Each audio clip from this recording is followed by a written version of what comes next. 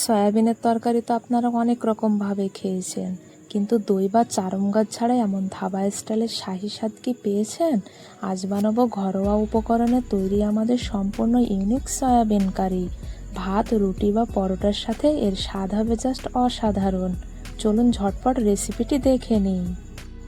রান্নার জন্য এখানে আমি 100 গ্রাম সয়াবিন 30 মিনিট ঠান্ডা জলে ভালো করে ভিজিয়ে রেখেছিলাম। এবার সবচেয়ে জরুরি ধাপ হলো সয়াবিনগুলো জল থেকে তুলে হাত দিয়ে খুব ভালো করে চিপে নেওয়া, যাতে ভেতরের সব জল বেরিয়ে যায়। এরপর কড়াইতে সামান্য তেল দিয়ে এই সয়াবিনগুলো হালকা লালচে করে ভেজে তুলে নেব।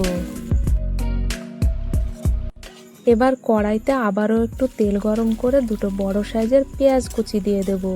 পেঁয়াজটা যাতে তাড়াতাড়ি ভাজা এবং লালচে হয়ে যায় তার জন্য দেব সামান্য একটু নুন। পেঁয়াজ হালকা সোনালি হলে এর মধ্যে দেবো আদা রসুন পেস্ট, টমেটো পিউরি আর পরিমাণ মতো হলুদ। এরপর রঙের জন্য কাশ্মীরি লঙ্কা ও ঝালের জন্য দেব সাধারণ লঙ্কা গুঁড়ো। তারপর ধনে ও জিরে গুঁড়ো দিয়ে শেষে স্বাদ মতো নুন যোগ করে মশলাটা খুব ভালো করে কষিয়ে নেব। মশলা থেকে সুন্দর তেল ছাড়লে এর মধ্যে দেবো 8 থেকে 9টা কাজু বাদাম বাটা। আপনারা চাইলে এখানে চীনা বাদাম বাটাও ব্যবহার করতে পারেন। এরপর ভেজে রাখা সয়াবিনগুলো দিয়ে একটু কষিয়ে নিয়ে গ্রেভির জন্য দিয়ে দেবো 1.5 কাপ গরম জল।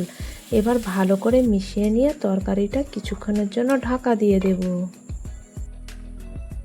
কিছুক্ষণ পর ঢাকাটা খুলে এর মধ্যে দিয়ে দেবো কাসুরি মেথি, গরম মশলা গুঁড়ো আর সামান্য লেবুর রস।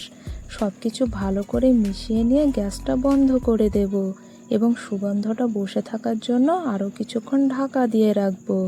এবার ধোয়া ওঠা গরম গরম সয়াবিন একটি সুন্দর বোলে পরিবেশন করে উপর থেকে ধনেপাতা কুচি ছড়িয়ে দিলেই একদম তৈরি আমাদের ধাবা স্টাইল শাহী সয়াবিন।